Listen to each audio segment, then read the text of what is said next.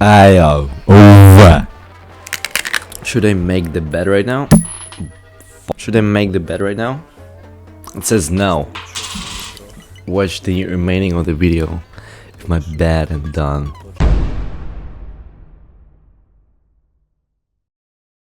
So, just to start, I want to say that I'm a learned meaningist. I have the degree and I'm an expert on the topic of meaning and on any topic in that respect because I have all the degrees in the world and I'm willing to employ those if I'll ever corner me. It's just the reality now, I guess. We have all the knowledge at our fingertips and everybody's level of education is in constant state of superposition. Like, anybody can technically have all the knowledge that I have and still fuck around with the audience. Of course, I wouldn't do that because I'm a 100% genuine and I genuinely want to help others. So, it doesn't matter what I know, but listen closely, because what matters is what I say. What this is. You might consider this video as a note of a freewheeling traveler rambling into the wicked world, or as illegible scribbles on walls of some forgotten cave. It's both. One more thing. Before I start, I want to say one more thing. Be aware that I'm playing a game with you. Unfortunately, I cannot tell you the rules of the game because I don't know them myself.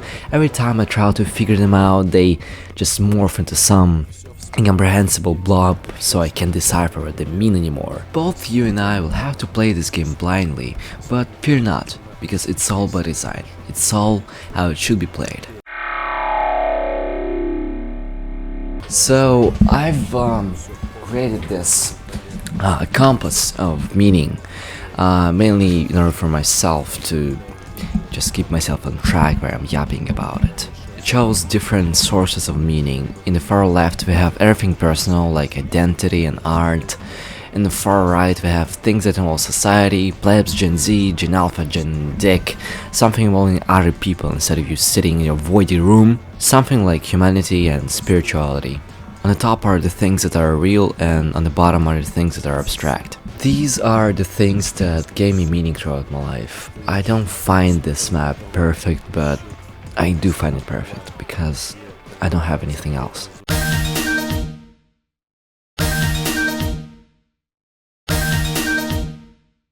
Do you have it?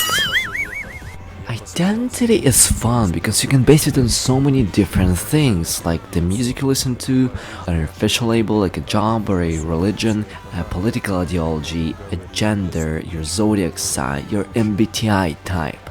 Anything can become you.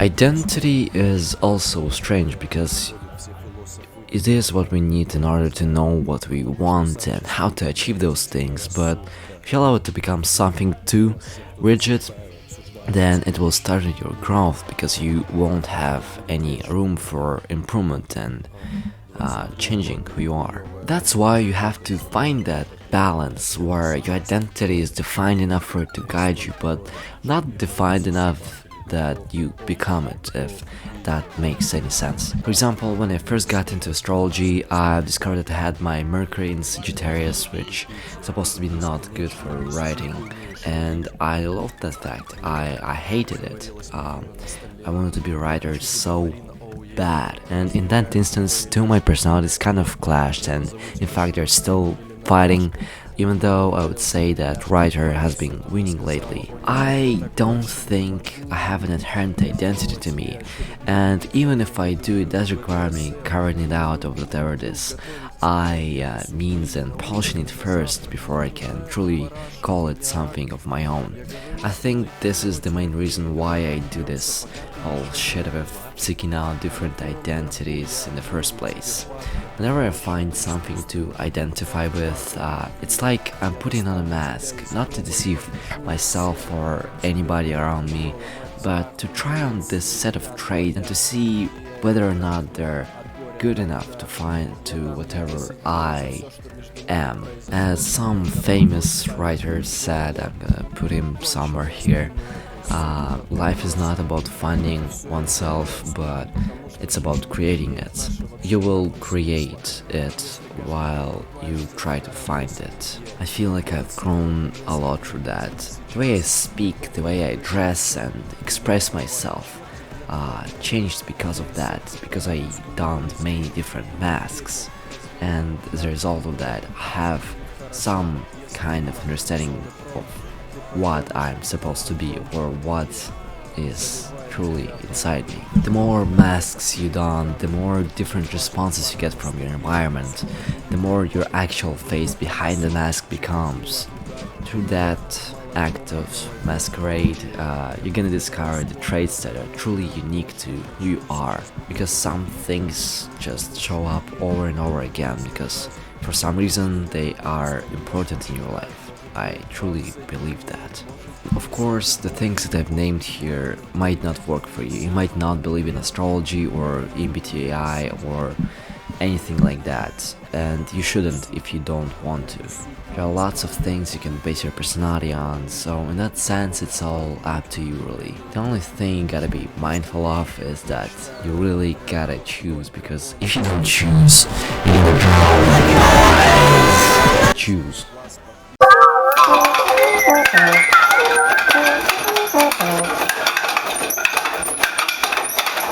I can very clearly remember that moment in my life. I was about 9 or 10 and I was lying in my bed at night and just pondering the meaning of life and some shit. I don't remember what exactly had happened, but I felt kinda low and tired, but I couldn't fall asleep. My mind was like a swarm of buzzing bees hitting one mental wall after another, but then I had this moment of revelation or something. I can live for other people. It's so fucking simple. I can live for other people. Other people are happy equals me happy. Right? Right? I was a very strange kid and I'm continuing to be a strange young adult. This video is a testament to that. I grew up in a volatile and uncertain environment and I changed a lot of schools as a result of that. So I didn't really have the opportunity to bond with my peers, and honestly, I didn't really want to in most cases. Even though the concept of human connection wasn't foreign to me, I took it as a very scattered and broad concept. I didn't apply myself to any one specific group of people, and even if I did, it was only because I was just bored. Simply speaking, I was a social slut, which I still am. Whatever, no, forget that part. I'm lying. I know I have and I had good, close friends, although few, still those few shared some of my brain worms, and that probably serves as an incentive for us to bond. I fancy those relationships. I've experienced my most awake and fulfilling moments because of those people. I love them. But as much as I love them, I hate most others. Most humans are frustrating and a fucking pain to deal with. Here's a quote by Sartre, which I heard for some YouTube video or something, I don't know, get ready, I'm gonna sound smart right now. He said, other people are hell, which is true. Being perceived, being judged, being dependent, being restricted is hell. That's why you have no choice but to hate people. But at the same time, you have no choice but to also love them. To be in hell, to be restrained, to be dependent, to be judged and perceived and loved, the devil poking holes in your skull, and your persecutors, your masters, your critics, and the other people in the audience booing and clapping and shitting themselves or something. There is no choice but to be human and imperfect, like this script is. You can't be with anybody for your entire life. Parents, pets, teachers, friends go and don't leave a trace. Eventually you will go and don't leave a trace. You cannot prevent that, but what you can do is to really relish those you're around with while you can. That's a recipe for meaning. For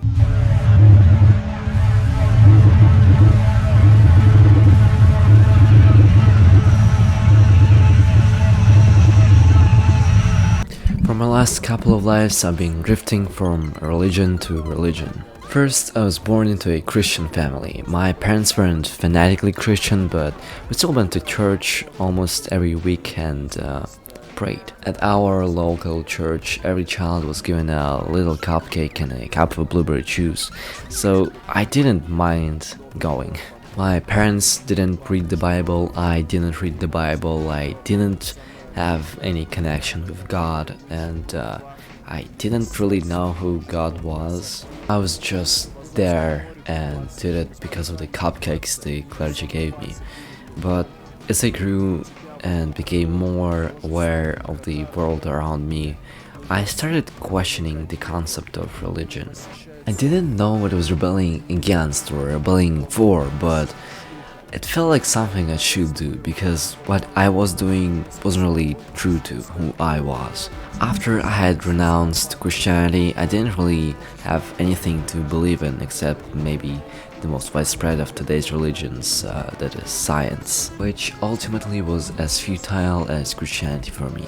God is meaning and reason are the things we can prove exist. Reason proves that there is no God, that is no meaning. We all need God, that is meaning in some form or another. But we also need to know that He is real, that He is there and listening, which is impossible because we cannot find the proof of Him existing. Neither science nor traditional religion worked for me. I cannot believe in either the absence of meaning or something we cannot prove. We all are faced with this truly agonizing dichotomy, and nothing known to mankind can resolve it.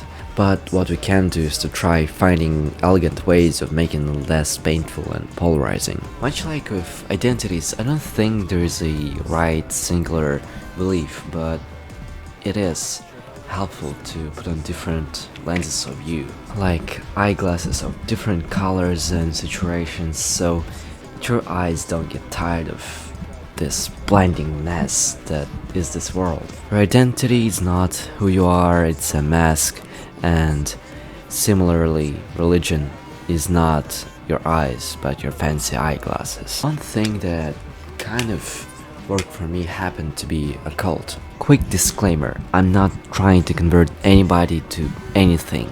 I'm just talking about my personal experience. This goes for everything I talk about in this video, but especially for a cult, because when people hear this word today, they immediately think of white girl horoscope prediction bullshit or metalheads praying to demons casually after hours of orgy or something.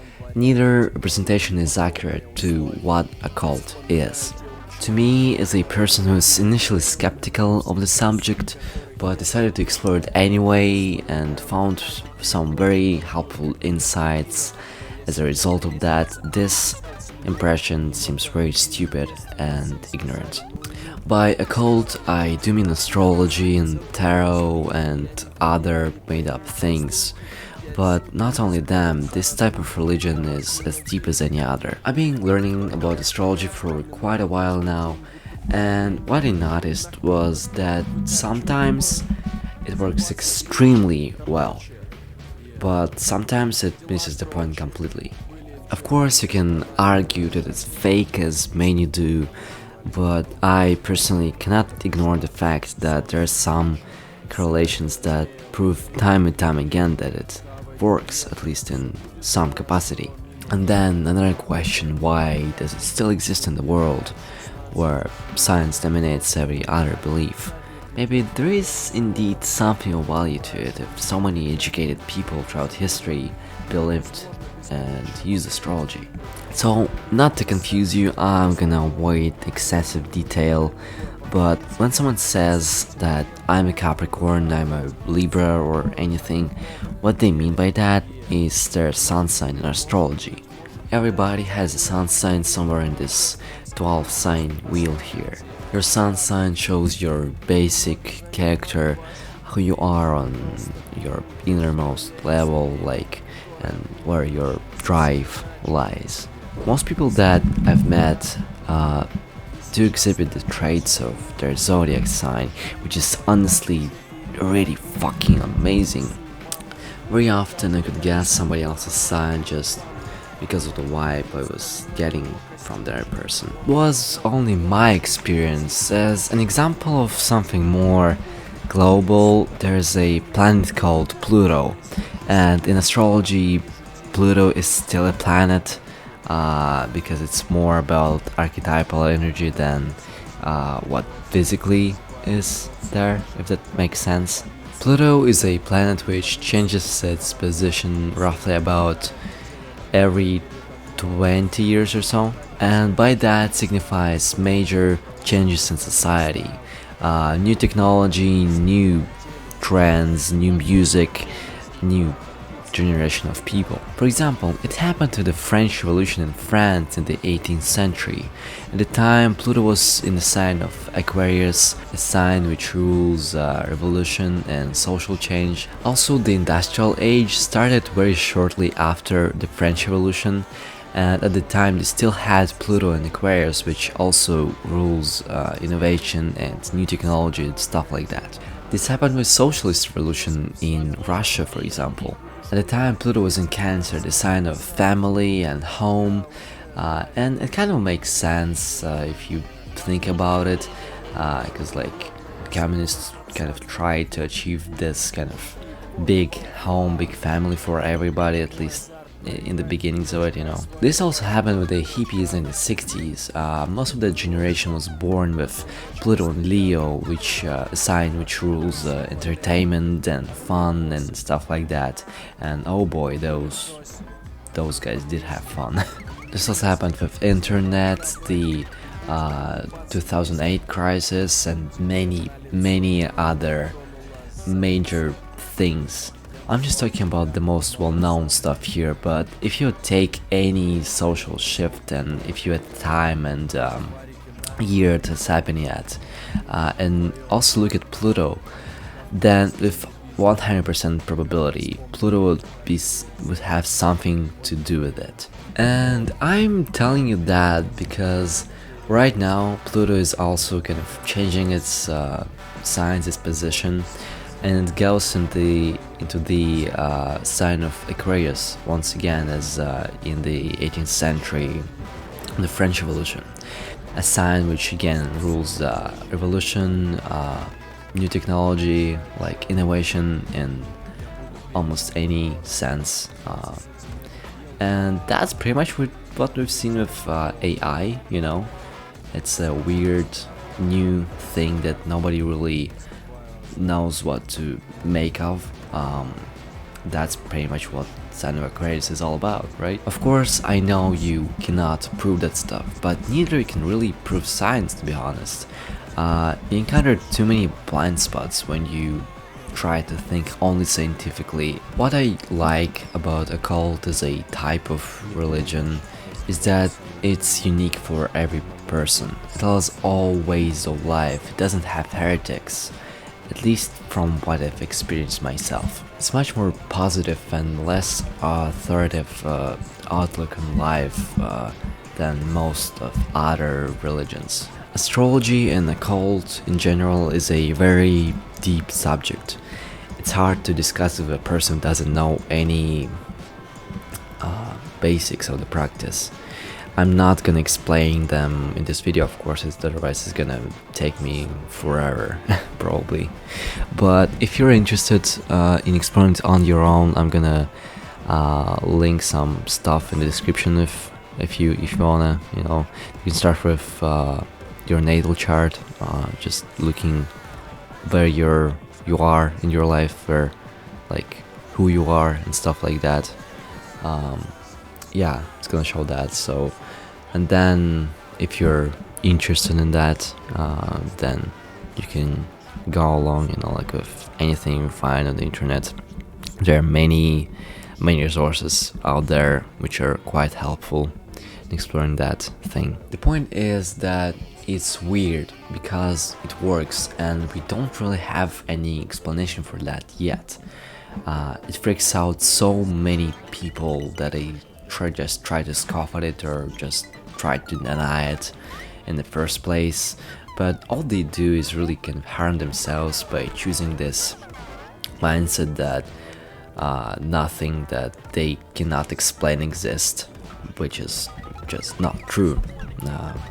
Look at, I don't know, black matter in science, or like black holes, like anything like that. You cannot explain that, but it's there, you know. A cult is a kind of just a more abstract version of that. We cannot really prove God or anything, to be honest. It's strange.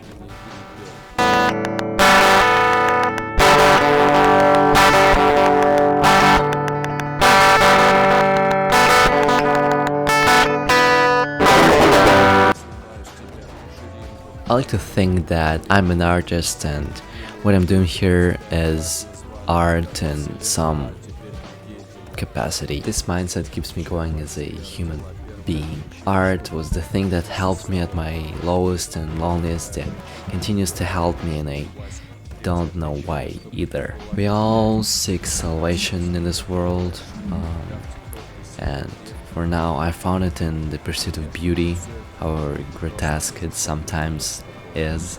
I don't even know what to say, to be honest. I expected to have the most amount of thoughts on art, but it seems like I have the least. I think that is because art is so hard to pin down. In postmodern world, everything can be called art, and some of it is art, some of it is not. I guess you just know when you see it. Creating art may be one of the most abnormal acts for a human to participate in. Let me prove it by showing you a couple of paintings here. Now, if the first question in your mind when you saw this wasn't why would someone would actually do this, then you're probably fucking insane, man. Making art your meaning, you answer a mystery with another mystery. Instead of trying to explain why you were created, you choose to create yourself. Only tell me it's not the most absurd thing you can ever do. Also, I think that art is the most physical of things that proves that there is something beyond this world. And I like it. I need it.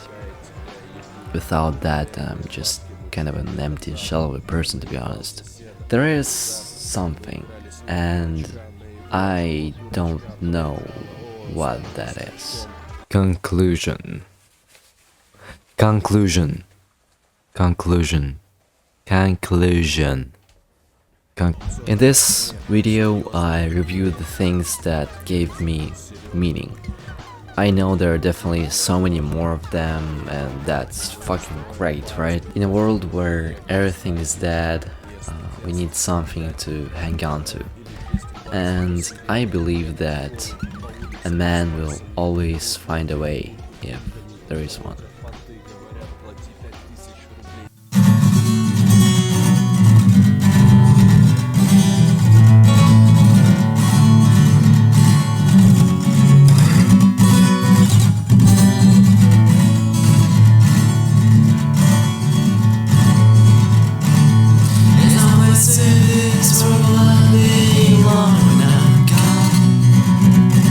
And all the right from the wrong.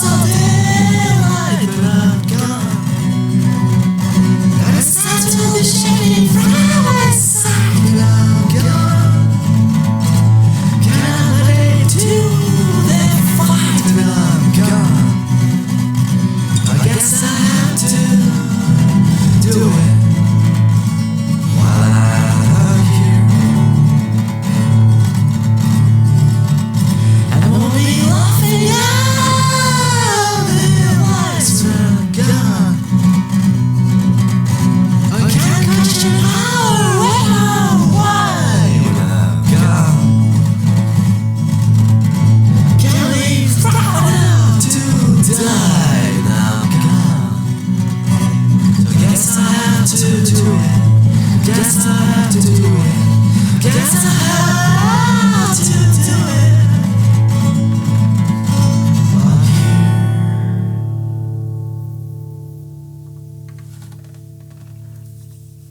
Thanks for watching.